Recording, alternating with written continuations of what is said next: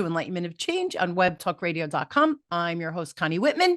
You know, my guests and I are excited that you're joining us this week.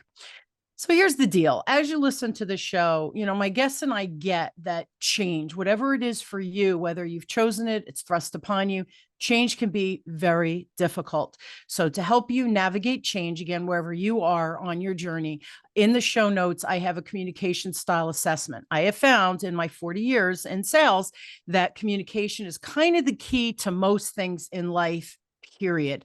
So in the show notes, you'll take a little assessment. You'll get 2 reports. First report will spotlight your highest score, which is kind of your natural communication superpowers. Want to know that? Want to lean into it? We always want to build off of our strengths.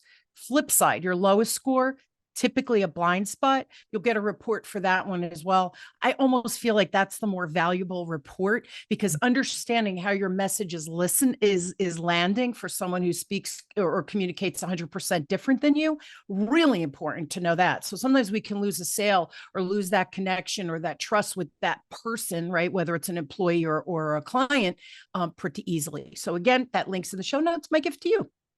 Now, I want to set the stage for my conversation today with my guest, and my motivational quote is by Publilus Syrus. I probably butchered that person's name, but that person says, "You can accomplish by kindness what you cannot by force." Now, through my, again, 40 years in sales and in business, I've learned that putting people first is not only kind, but also profitable. And I've been able to create the environment people need so they can thrive, with a great side effect of improving the bottom line, right? We're in business. We have to make money. We have to earn money or perform for our organizations that we might work for. So it's funny that throughout my sales career in the financial service industry, it's where I grew up, kindness would never be a word that I would use to describe the leaders that I've worked for.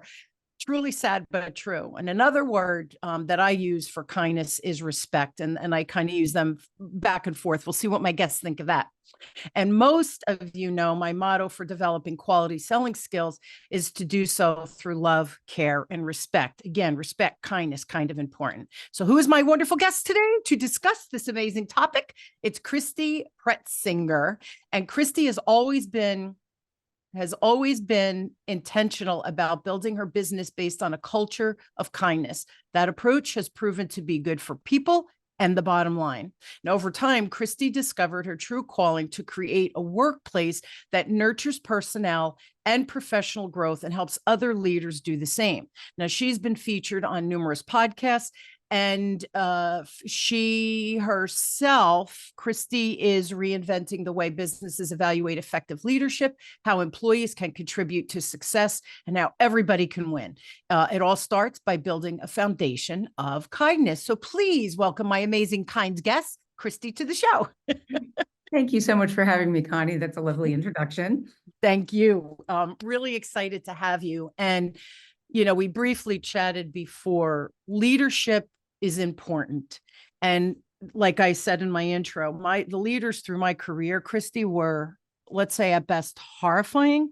You know, we're in a car after they would come to, you know, when you're new to a job in sales, right? People go out with you. They don't like just throw you to the wolves. And I remember coming back early on in my career and the sales manager yelling at me, "You're an idiot. You're never going to make any money. You're a loser. You're stupid." I mean, all the things we should not be doing. So when I tell you I've had bad experiences, so leadership has become one of the things that I'm passionate about. So I'm really excited for our conversation today. Well, so am I. Yes. All right. First question. How did you get started with, and especially with the kindness as that undertone? Because I love it. Well, I started as a freelance writer a long time ago, back in 1993. So I am virtually unemployable. So I had to do something on my own because it's been so long since I've, worked for somebody else. And then right around 2004, I started building my organization. I was a freelance writer, and then I started building the organization that we have today. What happened is that I've been around a long time, and there was an agency in town where I live that wanted me to bring a team of writers to a large project, something I'd never done before. And so I did, and it worked out well for the client, and it worked out well for all of us. And then I thought, oh, I'll bring teams of writers to projects. I just kind of thought that'd be a great idea. Well, then fast forward, I don't know, 6, 9 months, and another client from a previous, place had moved on to a hospital system, and they had 3 hospital websites they were launching concurrently, and she needed someone to work on them. And so, like within the space of about a week, I had 35 people working on all of these websites. I didn't know anything about hospitals at the time, but I learned very quickly, as did we all. And once that was complete, I thought, well, I'm going to bring teams of writers to hospitals. And then, as anyone who has ever built a business or been an entrepreneur, I told myself the necessary lie that that would be easy. And if you think about, how hard everything actually is, you just probably would never do anything, right?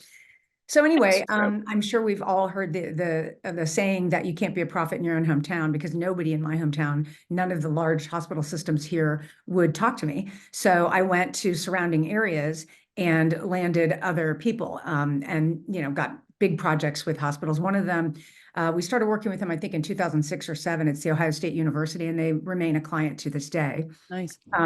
So now we work with everybody in the city. I live in Cincinnati, Ohio. We work with all of the hospitals in this city, as well as most states across the country, providing content strategy and content creation, everything from just regular website content to physician bios, to animation, to video scripting, to all sorts of infographics and things like that. Any sort of communication, as you say. And our mission is building relationships one word at a time.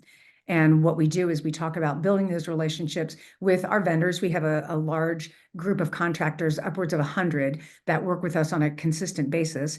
So we build relationships with them. We build them with each other, with our coworkers, and then we build them with our clients. And then we help our clients build them with whoever their desired population is. It's fascinating. A couple of things. So the ripple effect, right? It starts with us, but who else are we exposed to or potentially influencing or affecting through that ripple effect, right? Through the vendor, whether it be one of your partners internally that you bring to the project. There's so many moving parts. So it really, at the core, if we're not communicating effectively, both verbally, body language, and then written, like because you have to communicate, understand that doctor to be able to write an effective bio. So when we talk about communication, it's really multi-level. It's not just about this, what we're doing, right? Speaking, seeing each other, that we could see each other. It's about converting the essence of the person into, right, the bio or the website, whatever they're trying to create in the marketplace. The other thing you said that fascinated me right out of the gate when you started talking, that when you started, you couldn't do your own in your own hometown. Right. So people you knew, you reached out to, they already knew you, they already liked you, they already trusted you. And they were like, yeah, I have a project. Why don't you come in? And that's how you kind of got the ball rolling. So those networks, that's another piece of the communication, isn't it? Because people that knew you, trusted you, had worked with you, however they knew of you, right? They knew the caliber of your abilities. That's how you got the business. So that trust, actually not really. The first one I did because of the bringing teams of writers, and then the second one with that big hospital group. So those two did. But then when I went out, I was cold calling on people. I didn't know anybody in any hospital system anywhere. And I just cold called and did, what you do when you're building a business. It's like you wear every hat, right? So you put your sales hat on and you go out and you do things you may not like to do, and you call on people. But once I could get over the whole sales thing, right? Getting to know quickly, right? You want to just move on to the next one. Yeah. Once I got used to doing that, then I built the relationship. So I would always meet someone and then build a relationship. But as you know, spending your career in sales, the really important part of sales obviously is relationship, but then you have to figure out, and this sounds like a bad word, but it's not, how to monetize that relationship. It's not just about building a relationship. Right. You don't want it to be transactional, but you also have to monetize it, or else you're just making a bunch of friends, which hopefully you make friends in the process as well. Sometimes you don't.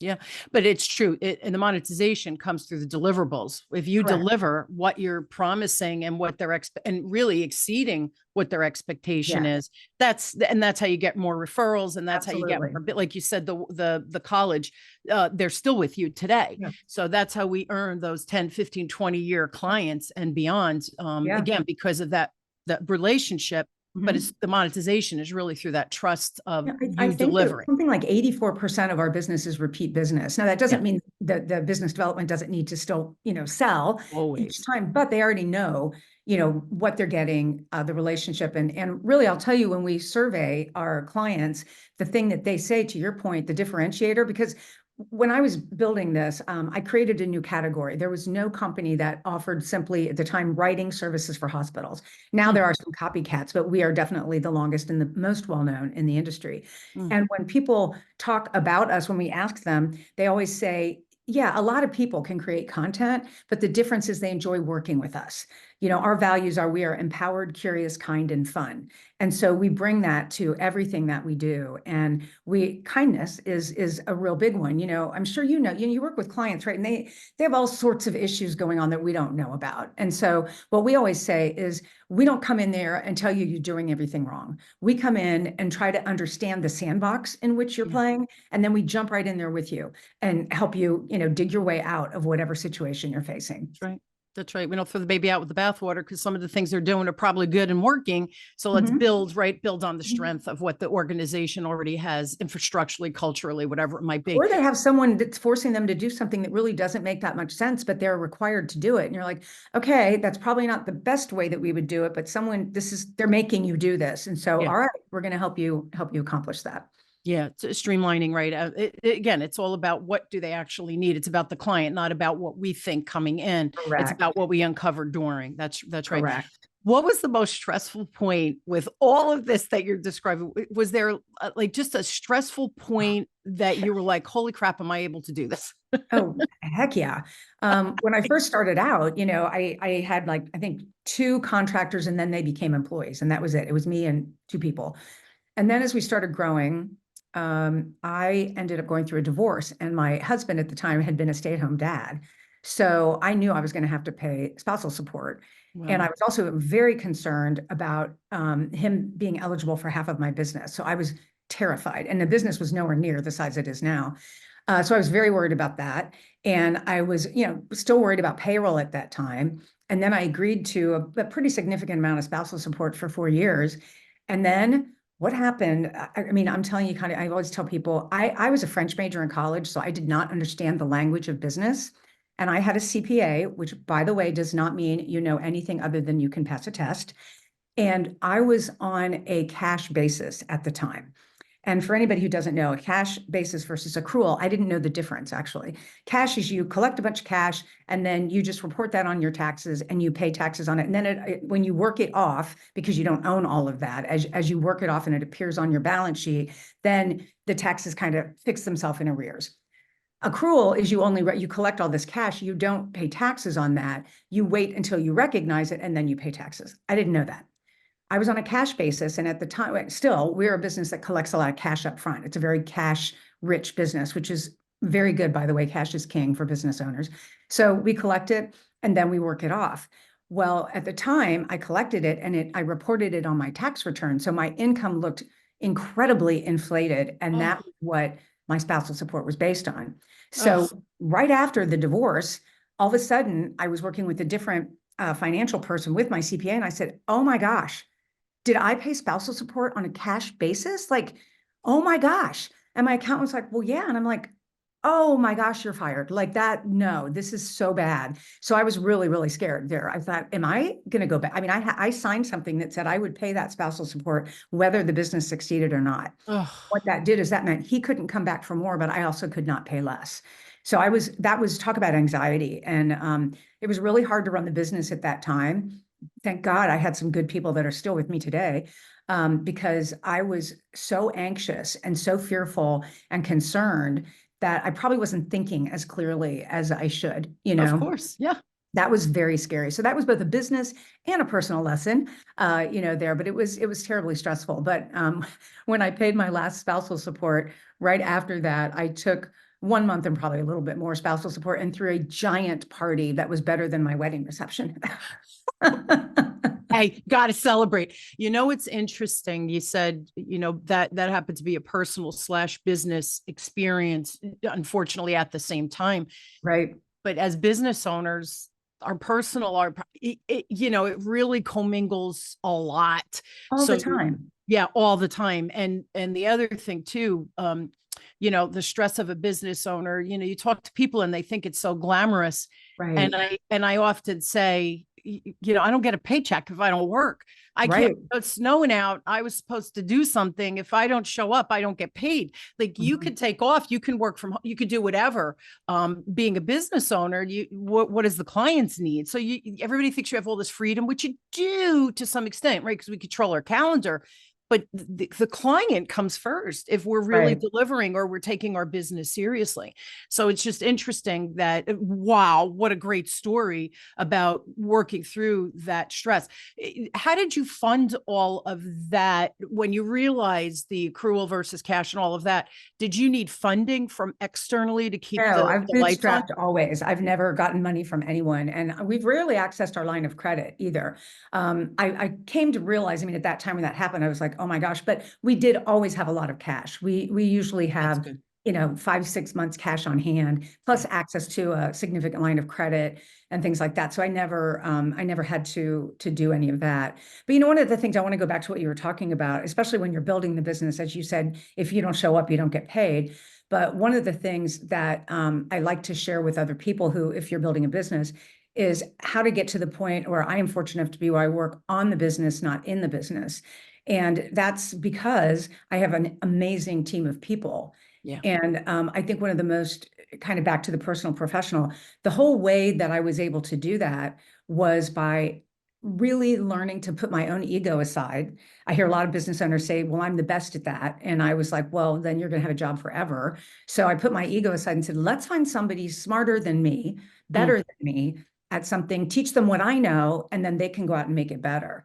And that has allowed me and allowed the business to grow, as well as the people in the business. Because to your point, personal and professional, we actually give every employee personal development money every year, and they can use it for, they could take an art class, they could do business related things. One person bought a bicycle. I mean, they can do whatever they want with it, because I always look at it as if you enrich yourself and personally, you bring your whole self to work, right? And so Yeah. it makes it better for everyone. So It's exactly what, right? I said your personal and business. right. It's not like we get home, we take our professional head off and put our, home head on. We're one person. So if somebody bought a bicycle with that money, but they're trying to get into better health, they're going to have less sick days. They're going to show up with more clarity and really firing on the cylinders because Right. they're honoring their body. Right. It's all connected, right? The whole Yeah. mind, body, spirit. It's real and it works. Everybody thinks, oh, it's woo. It's not. It's business. And to have Actually, business. I always say one of the most profound lessons I ever got from a coach that I was working with many years ago, this was probably 12 years ago. And she said to me, your company is you and you are your company, and it won't grow until you do. Mm, That was profound to me, because then what I did after that is I started meditating every day. And this is right about when the business was right approaching or just going over 1 million in revenue. nice. And I started meditating every day. I started reading books, but they weren't business books. I mean, we've all read those, but these were more personal development, spirituality, all these kind of things to really help me be more self-aware, which Yes. in turn makes you a better leader, right? I mean, like you said, you have to be open to what your team needs, and that means putting your own ego aside and paying attention to what's happening around you. What do you think, what have you personally had to work on the most in leading your business and leading those people as you started to build the team? Was there anything specific as you were doing the personal growth and the business growth? Oh, yes. Oh, yes. I mean, what Amen. happened also about, it would have been about 12, 13 years ago, I was introduced to something called the Enneagram. I don't know if you're familiar with that I either. do. I love all that stuff. Do you know what you are on the Enneagram? Isn't that funny? I'm not, I think a 3, but I'm not sure of that. I wouldn't be surprised if you're in sales, a 3 would track. That would make sense. Yeah, I think I'm a 3. Yeah, I'm a 7. And what the Enneagram is for your listeners, if they don't know, it's a personality profiling. There's a million of those out there. The difference between the Enneagram and all of the others that I have been exposed to, which is a lot, is that it's all about motivation as opposed to behavior. So, for example, let's say that you're a 3. When I was building my business, I looked much more like a 3 because I was very goal oriented. I was very driven. I was very accomplishment focused, which is usually what a 3 is. And a 3 usually, it wants to look good. They want to win. It's that. I looked like that, but the reason I was doing it is because my motivation, unlike a 3, with their motivation is to win and to look good, my motivation was everything has to be okay. And the only way it's all going to be okay is if I get this next project, if I make sure I keep getting it and then I can support my family, so it was a different motivation, but the behavior is very similar. So through the Enneagram, what I learned, and I used to say when I was really studying, I did a lot of intensive workshops and things on this. And my whole organization uses it. Every single person is typed. Love it. We do workshops on it. It's very much woven into the tapestry of our culture. Love it. So what I learned about myself as a 7 is that there's a number of things that can drive people crazy, but one of them can be that I can be very directive if I feel like somebody's not getting my point. And it's very off-putting to people and it shuts them down. And that is not a way to lead. And it's not a way to find out what other people know. Right. That's right. So I actually had an employee who, oh my God, she's brilliant. She's my EVP of business development and marketing. And she actually said to me, sometimes you make me feel stupid. And I was like, oh my gosh, like that is like the worst thing. And so I listened to her and I said, well, of course, I never mean to do that. The utmost respect for your intellect and things you do that I could never do. But it was because I could get real directive that way. So I've had to learn to really watch that. And in fact, I have an employee, like I'm also a very fast processor and not everybody is. And that doesn't make you smarter. It just means you process more quickly. So I have a team member who is a much slower processor, a very smart person. But I was like kind of talking too fast. And I realized I was really upsetting her. And I was like, I need to stop this because this is like, you need time to process this. I'm sorry that I'm trying to move too fast here. And recognizing that in the moment is really hugely important for me because the last thing I would ever do is be like that terrible boss that you had where I'm making someone feel diminished in any way. When that employee said that to me, it was like a dagger to my heart because the most important thing to me is that the people, especially the ones that work directly with me, that they know that they matter to me. Like they as a human being matter to me, not just their work product, but everything about them. And so to think that I hurt somebody that way is like, it really like makes me choke up because I would never do that to someone. Yeah. Well, it's interesting because, all these tools are out there. Like I'm DISC certified. That's what the company used, 40 years ago when I was certified in it. They're good. They're great tools. What happens, unfortunately, though, leaders go through training oftentimes and they go, yeah, I know DISC. Oh yeah, I know predictive. And oh yeah, I know the Enneagrams. You did it, and I did this too, right? 40 years I've been using DISC. So by doing that deep dive and peeling back our own onion, if you will, those layers of the onion, you really start to see, because like you, right, I fire fast. And when, I used to work in a corporation and I had, employees under me, they would say I was intimidating. And the first time someone said, I go, me? Like, what? And then as you do more of a deep dive, because like I'm a 3, I'm aggressive and an aggressive in a good way. I'm aggressive with myself. I don't want to be aggressive with anybody else, right? I want people to shine and I want to be the supporter out there for them. And yet we have a different effect by being unaware. So and I know you probably see this too, where when I'm coaching within organizations, people say, well, it's just the way I am. And I said, that's true, but you have a choice. You could continue on the path you're on, zero growth. No one's going to promote you, right? Because you're not growing versus saying, oh, this is such great information. What's that next little step that I can implement or work on or develop? And then what's the next one and the next one? You got to be a lifelong learner and you have to constantly reframe and refine and develop self otherwise we're not growing our business, we're not growing our career, right? Whoever the listeners are, we become very stagnated. So all of these, Right. isn't that funny though? And I give the person really props for saying to you, Oh, what, yes. like what?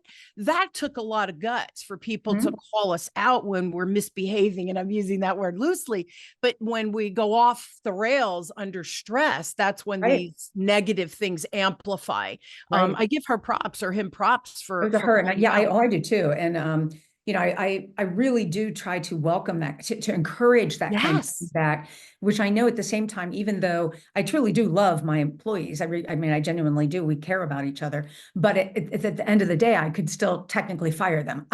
Trust me, there is no one on this team. Like, people say, who on your team would not be on your rocket ship? There isn't anybody on our team of 32 people that I would not have on my rocket ship, Absolutely. so the fact that she was able to say that was, I was really happy that she was able to say that, because how can I get better as a leader? And then once again, I was stymieing her. Well, I don't want to do that. She's brilliant. I want her to bring her brilliance to this. And if I'm shutting her down, well, that's counterproductive.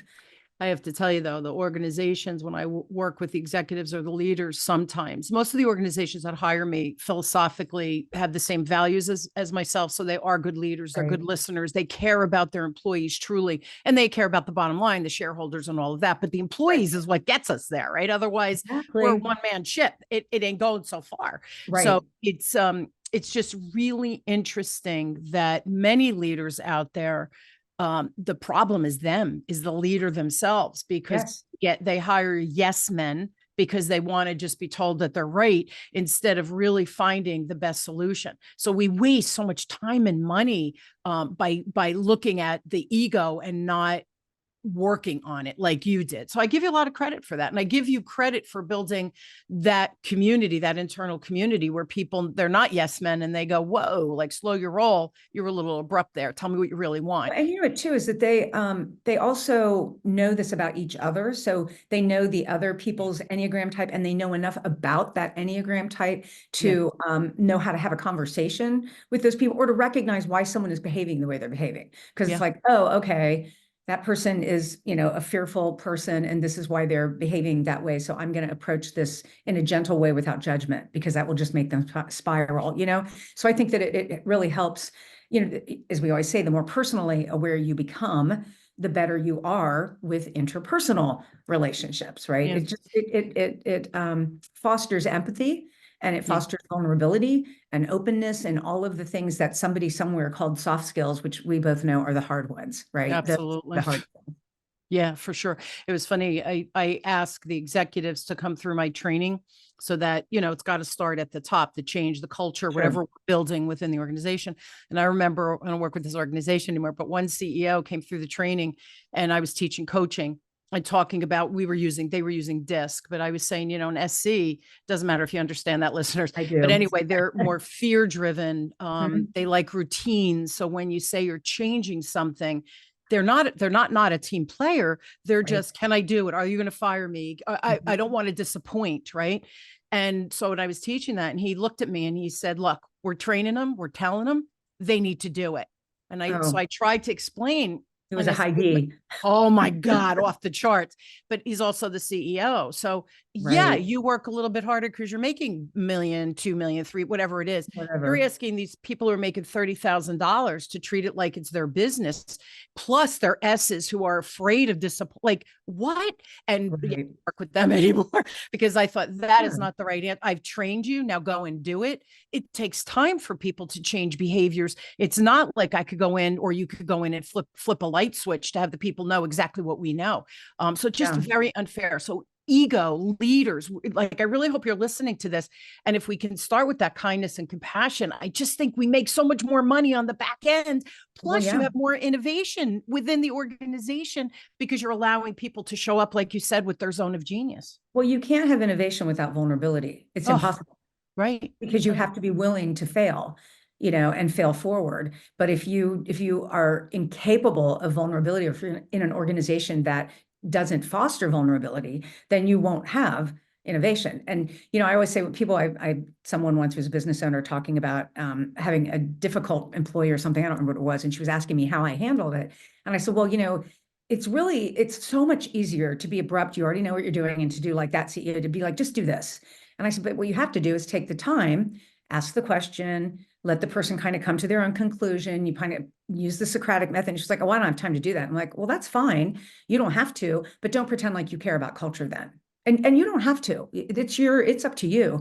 But culture isn't ping pong tables and beer kegs. It's actually showing up with intention and attention, and it takes time. Trust is a long game. It doesn't happen overnight, and you have to be consistent, and it's difficult.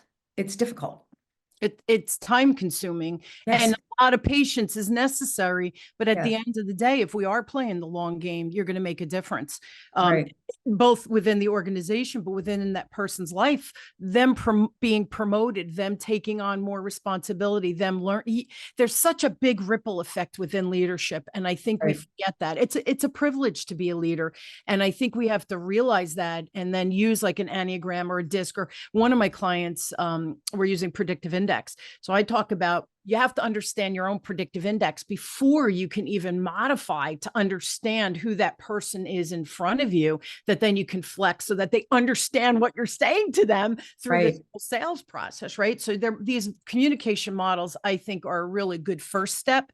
And then making it part of, like you have, everybody knows everybody's Enneagram, and I can never say that word, Christy, the anagram, but they know how and why. If you're stressed out or you have your kids home sick, I know why you're responding abruptly, because you're not thinking before you speak, because you're worried about the kid, right? We're human, and I think we forget that often as well. We're out of time, but one last question for you.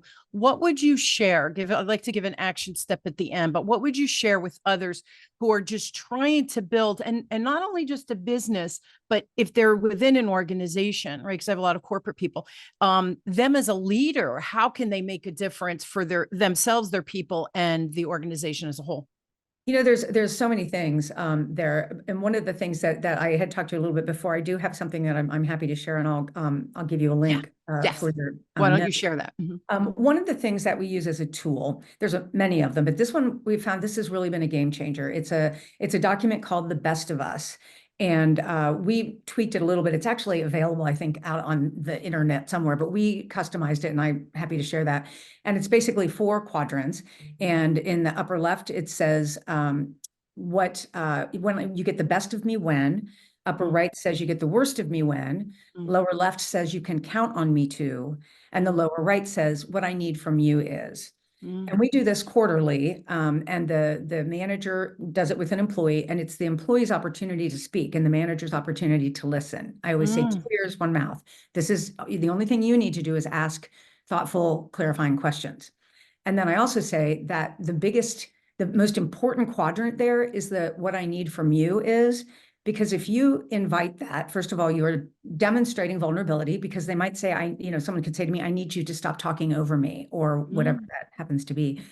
And sometimes you might hear things you don't want to hear, but you need to be open to that, number one. And number two, I always tell them, you need to, the best of your ability, do what they're asking you to do. Now, if it's unreasonable, that's a different situation. But if it's someone is being vulnerable with you and saying, I really need you to, I don't know, be more present when we have our meetings or something. You really need to do that, because if you don't do that, you've asked them something that they need, they've told you, and if you ignore it, you've just blown the trust. And that is so hard to rebuild, and you can lose it like that. So that's a really important, but relatively simple kind of tool that we use in our organization. And you don't have to be a business owner to do it. If you have anyone, reporting to you, heck, you can even use it with your family. Yeah. It's simple conversation that frequently we don't have. And so this elicits that conversation. So it's a really helpful tool, and I'm happy to share that with you guys. Yeah, I'd love that. And yes, I will put that in the show notes for sure. Here's the thing, Christy, though, that blows my mind. It's 4 simple questions. The last one is the most important, though, right? What do you need from me, right? Or what do you need me to do? you have to feel comfortable to be honest to tell me what you need from me. Right. You have to create this very safe container that people can share Yep. what they're thinking. And it's so funny, as you were saying that, one of my clients at the end, the last class we did, I said to them, okay, and I really want feedback. I said, you've been through had been through 3 or 4 programs with me. So I said, now just talk to me, and what could I have done better? And I said to them, give me one thing you really liked that is sticking with you, that I worked on with you, right? That's important to me. But give me a list if you have one. What could I have done better? And all of them were very, oh, I learned this. They're very excited to share the positive. And then I'd say, okay, and now, and you'd see them, I'd say, it's all good. It's positive feedback that you're giving me. If I can do something to be better for the next person I teach or the next company I help, you're making me better. Why would you not share that with me? And they gave me some amazing feedback. And I was like, that's brilliant. I never thought of that. Oh my gosh, especially with the different 5 generations now in the workplace, Christy, right? People see things differently. At the end, they were like, we can't believe you did that. I said, well, how do you think I get better? I live in a bubble here? I'm not perfect. Right. And they said, but that you really listened and you made us feel heard, but also respected that I liked their ideas. And then I obviously implemented them. So the execution of being present and allowing people to share with you honest feedback is critical, especially when they're not doing it to be mean. They're doing it to be helpful. Why would you push them and say, no, I don't want to hear that. I want yes people around me, right? Well, especially if they give you the feedback, the way that you build the trust is, as to your point, creating the safe space for them to do that. And then even more importantly is moderating your behavior accordingly. That's right. If you just like hear it and say, thank you for sharing, and then keep doing it, then, it's like, well, why did I even bother? Well, that's not creating a safe container, is it? I'm never going to give you feedback again. Oh, no, it's all good. I don't need anything from you. Right. Let's end this meeting, right? So we can fast Right. forward. Tragic. Humans, we're interesting people. Aren't we? Very complicated brains here, right? Yes. Yes. So everyone, a little bit more info. So if Christy, you're sitting here saying, holy smokeroonies, this is the girl for me, or this is the woman for me. My organization needs her, whatever it might be. Her email, if you have a question specifically, it's Christy@writergirl.com. Website is writergirl.com. And again, that free link for that 4 quadrant, those 4 questions, we'll put that URL as a gift to you as well. If it resonates with you, use it, man. It's a great, it's simple works. We make things too complicated, I think, sometimes too, Christy. So I love the simplicity of it, but the effectiveness of it if we actually use it and implement. So thank you so much for sharing that with my peeps. Happy to. Thank you so much for being on. The time goes fast. There's, more questions I'd love to ask, but that's it for today, kids. So thank you again, Christy, though, for, you're busy, and I really appreciate you coming on and sharing your zone of genius with my folks. Well, thank you for having me, Connie. I've really enjoyed the conversation. Yeah, real pleasure. And I hope you will join me weekly as we question, build, and discover, no matter where you are within change in your life or your career or your business. My guests and I truly hope that we inspire you to make some kind of change or implement some kind of change. Christy gave you a beautiful tool that we'll put in the show notes. You have 2 choices. Information's a beautiful thing, and you think, oh, that was a very interesting conversation I just listened to. Or you could take that worksheet or the ideas and tips that Christy or I shared and implement them in your real life. With the implementation, action creates reaction, which creates magic on the back end. It's up to you. So again, reach out to Christy, download the worksheet. I truly hope it helps you on your journey of whatever that enlightenment of change in your change process. Christy, thank you so much again for just being an amazing guest. And thank you for listening. You've been listening to Enlightenment of Change with me, your host, Connie Whitman, on webtalkradio.com. I truly wish you an inspired week. Please take one of the steps, download the worksheet, whatever it is for you. Be inspired to take action. I love you all. I will see you next week. Thanks again for tuning in. Thanks again, Christy, for being a great guest. See you guys.